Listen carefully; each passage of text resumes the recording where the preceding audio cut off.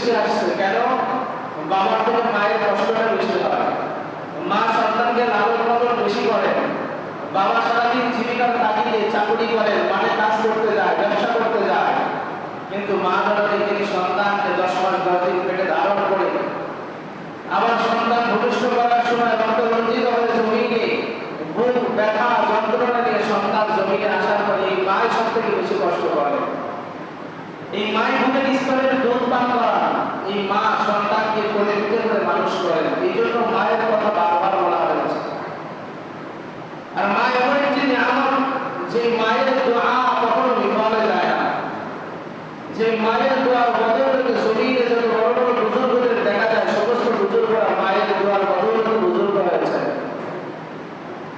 এই আয়াতের ব্যাখ্যার ভিতরে এই যে কথাগুলো আমি বলতেছিলাম, মা হাজরা আলাইহিস সালাম যখন সন্তানকে নিয়ে লালন পালন করতেছিলেন, সেই মরুভূমির ভিতরে না আছে গাছপালা, না আছে খাবার দাবার, না আছে কোনো ঘর, না আছে কোনো বসতি, কোনো কিছুই নাই। মরুভূমি, হাহাকার, রোদের প্রখরতা। আমাদের তো গাছপালা আছে, ছায়া আছে, কিন্তু আরবের ভিতরে কোনো গাছপালা ছিল না, ছায়া নাই। এখন তো গাছপালা, খেজুরের গাছ, অনেক বাগান, অনেক কিছু এখন আরব আমিরাতে হওয়া শুরু করেছে, মিষ্টি হওয়া শুরু করেছে। এই জন্য মা অত্যন্ত বড় একটা নিয়ামত। আশরাফ থানভী রাহমাতুল্লাহি আলাইহি আয়াতের ব্যাখ্যার ভিতরে দারুল উলুম দেওবন্দ সাহারানপুরের এক যুবকের ঘটনা উল্লেখ করে তিনি বলেন যে মায়ের দোয়ার বদৌলতে সন্তান জমিনে বড় বুজুর্গ আল্লাহ ওয়ালা হয়েছে। যে ছিল বড় একজন গরিবের সন্তান, যার বাবা গরিব গোড়াবা অবস্থায় থাকতে থাকতে এক ঘটনার কারণে দুনিয়া থেকে বিদায় নিয়ে চলে যায়। যাওয়ার পরে ছোট্ট সন্তান আর মা ছাড়া দুনিয়ায় এখন কেউ নাই। মা এখন পেরেশানি পড়ে গেল যে আমি আমার এই সন্তানকে কেমনে লালন পালন করবো, এই সন্তানকে কিভাবে জমিনে প্রতিষ্ঠিত করবো। প্রতিটা মা বাবাই তো চায় যে সন্তানকে কিছু বানাইতে। মা এখন পায়ের এক বাড়িতে কাজ শুরু করে সন্তানকে লালন পালন করতে করতে সন্তানের বয়স যখন 5 থেকে 6 বছর, এই সন্তান একদিন জমিনের ভিতরে চলতে চলতে এক এলাকার ভিতরে যায়, দেখে একজন বৃদ্ধ মানুষ অনেকগুলা দুম্বা, অনেকগুলা ছাগল, গরু চড়াইতেছে। তখন সেই সন্তান গিয়ে বলতেছে, আপনি কি আমাকে কোনো কাজ দিবেন? তখন সেই বৃদ্ধ মানুষ ডাক দিয়ে বলতেছে, তুমি ছোট্ট মানুষ, কি কাজ করবা? বলে, যেই কাজ আপনি আমাকে দেন আমি সেই কাজ করবো, কেননা জমিনে আমার বাবা নাই, আমার আপন বলতে মা ছাড়া আর কেউ নেই। হাকিমুল মুতাশাব্বিহ রাহমাতুল্লাহি আলাইহি বলেন, জমিনের ভিতরে বৃদ্ধ মানুষ তাকে ডাক দিয়ে বলে, বাবা তুমি ছোট্ট মানুষ, তুমি কি কাজ করবা? বলে, আপনার গরুর রাখালের কাজ করবো।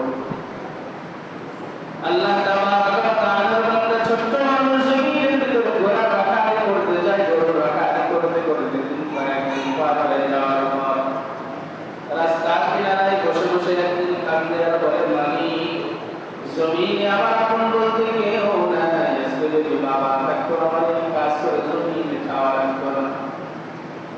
পাশের এলাকার এক ইমাম সাহেব মসজিদের থেকে নামাজ পড়ার রাস্তা দিয়ে যাইতেছিলেন, দেখে ছোট্ট এক নাবালক সন্তান বসে বসে কাঁদে। ইমামের কোনো মায়া দৌড়ে কাছে এসে ডাক দিয়ে বলে, বাবা তোমার নাম কি? এখানে বসে কেন কান্দো? বলে, আমি রাখাল। বলে, তোমার নাম কি? বলে, আমার নাম ইমামউদ্দিন। ইমাম সাহেব ডাক দিয়ে বলে, বাবা তোমার নাম ইমামউদ্দিন। ইমামউদ্দিনের কাদের অর্থ তুমি জানো? বলে, না জানি না। বলে, দিন মানে দিন, ইসলাম, আর ইমাম মানে তো নেতা, তুমি তো ইসলামের নেতা। আর তুমি এখানে গরু আর ছাগলের নেতা হয়ে বসে আছো, চলো তুমি আমার সঙ্গে চলো। বলে, কোথায় যাবো?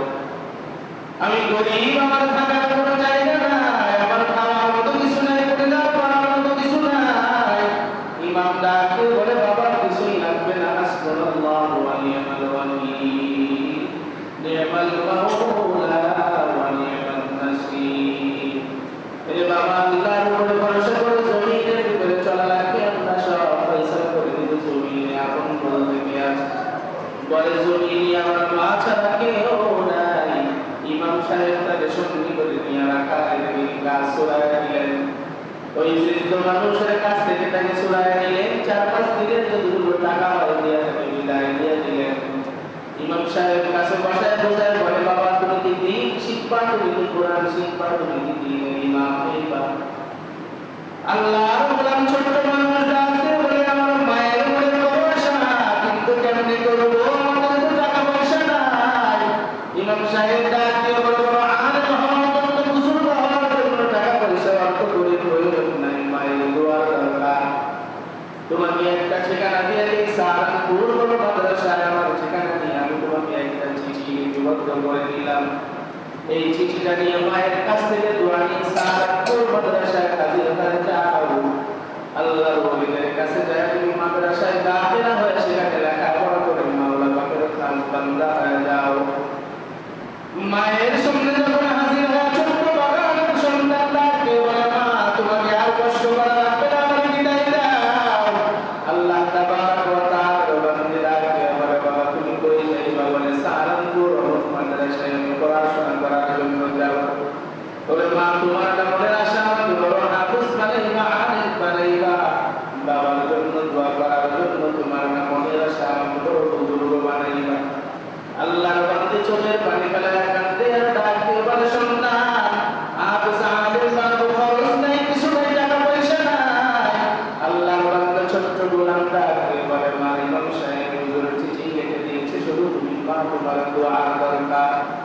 মা জননের সব কিছু দেখার পর সন্তানকে সুন্দর করে গোসল করায় দিলেন, কাপড় চোপড় সব ফেলে দিয়ে কিছু টাকা পয়সা ছিলেন ছোট ছোট ছিল সন্তানকে দিয়ে ডাক দিয়ে বলে যাও বাবা আমি আল্লাহর কাছে দোয়া করে তোমার সারিয়া দিলাম, আল্লাহ যেন বড় বুজুর্গ আল্লাহ তোমার পাঠায় দেন।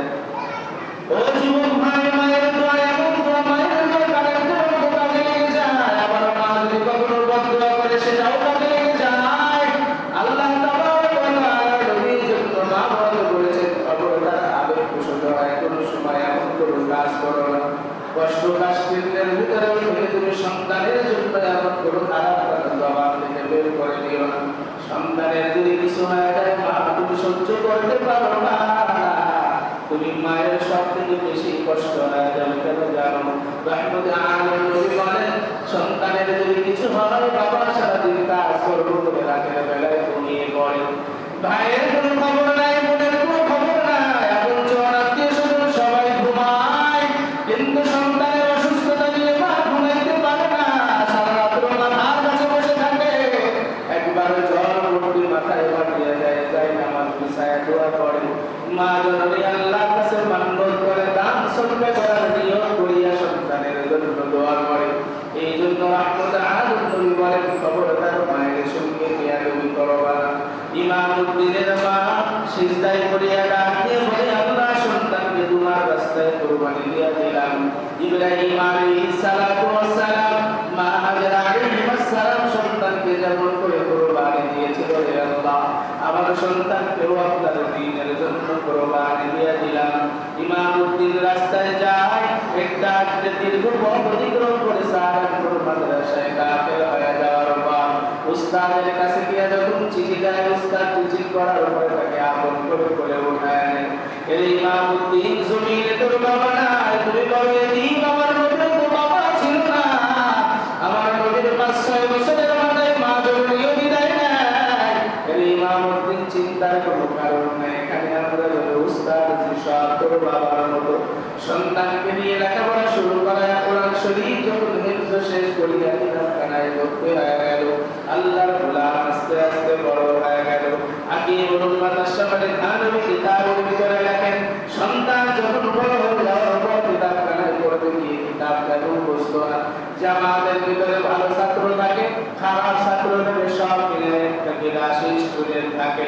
এক ভালো ছাত্র তারে ডাক দিয়ে বলে তোমার পড়াশোনা হবে না, তুমি কিতাব পড়ছো না, তুমি যাও চলে যাও গরু রাখা দাও। আল্লাহর বান্দা ইমামউদ্দিনের বড় কষ্ট হয়, রাতের বেলায় সিজদায় পড়িয়া কাঁদতে পারি, তুমি আমাকে জমিনের ভিতরে নৈরাশ করিও না, আমার মা বড় কষ্ট করে আমাকে লেখাপড়া করার জন্য সাহারানপুর পাঠাইছে রে আল্লাহ। ইমামউদ্দিনের কান্নার আওয়াজ সেই মাদ্রাসার মুদ্রিস সাহেব দেখার পরে তার মনের ভিতরে করুণা জাগার পর পরের দিন ডাক দিয়ে বলে বাবা রাতের বেলায় কেন তুমি যাই নামাজে বসিয়া কাঁদলা, কি হয়েছে সব ঘটনা খুলে বললেন। এরে আল্লাহর গোলাম জমিনে ইলমে ওহী কুরআনের জ্ঞান হাদিসের ইলমে ওহী বলে, এটা এনায়েত আল্লাহ তাবারক ওয়া তাআলা দেয়। উস্তাদের সিনা থেকে ধারণ করে দিতে হয়, আল্লাহ থেকে সাহায্য নিয়ে নেওয়া লাগে, নাইলে কি ঈশ্বর কোরআনের হাফেজ জমিনে এমন কোনো ব্যক্তি নাই যত বড় করে নিয়ে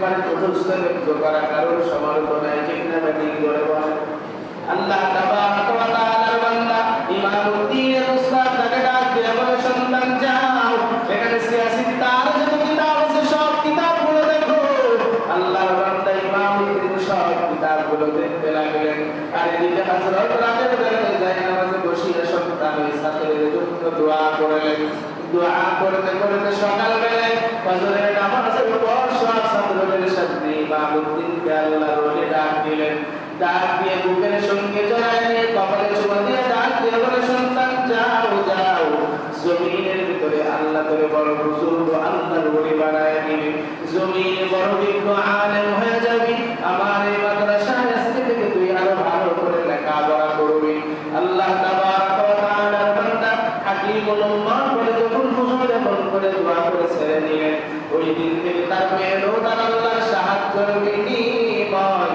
আল্লাহ তাবারক ওয়া তাআলা জমিনে তাকে বড় বুজুর্গ আল্লাহ ওয়ালা বানিয়ে দিয়েছে এদিকে মা জননীর দোয়া ওদিকে উস্তাদদের দোয়া এইজন্য মায়ের মেহনত আর মায়ের দোয়া মায়ের বিপদে কখনো কোনো কিছু যায় না এর কলিজার টুকরা যুবক ভাই ও বাবা তাদের মা মায়ের খেদমত করা লাগবে বাবা বাবার খেদমত করা লাগবে জমিনে মা নাই বাবা নাই তাদের আপন জন যারা আছে তাদের খেদমত করে তাদের থেকে দোয়া নেওয়া লাগবে যাদের মা আছে মায়ের থেকে দোয়া নিয়ে জমিনে যে কাজ করতে চাইবা আল্লাহ সেই কাজের ভিতরে বড় তৌফিক দিবে ইব্রাহিম আলাইহিস সালাতু ওয়াস সালাম দীর্ঘদিনের কাবাগরের দিকে খেয়াল নাই এদিকে ইসমাঈল আলাইহিস সালাতু ওয়াস সালামের মা হাজেরা যখন মরুভূমির ভিতরে থাকতে লাগলেন আল্লাহর পরীক্ষা শুরু হয়ে গেল পানির তৃষ্ণার কারণে ইসমাঈল আলাইহিস সালাতু ওয়াস সালাম কাঁদতে কাঁদতে বেকার হয়ে যায়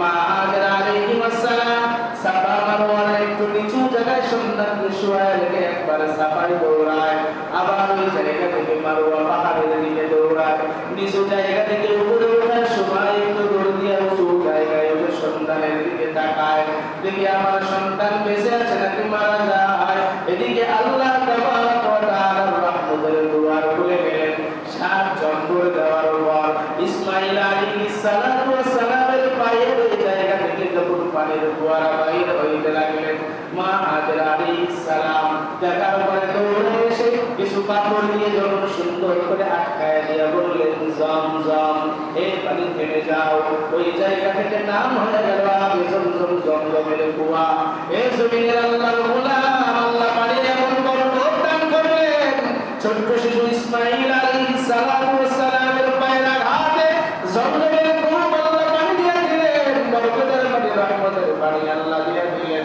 ওই যে পানির ফোয়ারা শুরু হয়ে গেছে আজ পর্যন্ত পানির কমতি নাই কোনো শেষ নাই রহমতে আলম নবীর সাহাবায়ে কেরামদের থেকে পাওয়া যায় যেই ব্যক্তি জমজমের পানি ভালো নিয়ত করে কিবলা দিকে হয়ে দাঁড়ায় পান করবে আল্লাহ তার মনের সব নেক বাসনা পূরণ করিয়া দিবে এজন্য সম্মানিত হাজিরিন জমিনটা হলো পরীক্ষার জায়গা আর পরীক্ষায় উত্তীর্ণ হওয়ার জন্য মুরব্বিদের দোয়ার কোনো বিকল্প নাই বিকল্প আছে যদি বলেন মুরব্বিদের ভিতরে গুরুত্বপূর্ণ মুরব্বি হলো মা আর বাবা এরপর হলো উস্তাদ জমিনে আজকে উস্তাদের কদর নেই উস্তাদের কদর কমে গেছে আজকে যে ছাত্র একজন শিক্ষক শিক্ষিকার কাছে লেখাপড়া করে হযরত আলী মুর্তজা রাদিয়াল্লাহু তাআলা আনহু তিনি ডাক দিয়ে বলেন যে আমাকে একটি হরফ শিখাইছেন সে হলো আমার মালিক আমি তার গোলাম ইচ্ছা করলে সে আমাকে বিক্রি করতে পারে ইচ্ছা করলে সে আমাকে আজাদ করে দিতে পারে তাহলে এর দ্বারা কি বোঝা গেল উস্তাদের মর্যাদা বোঝাইছেন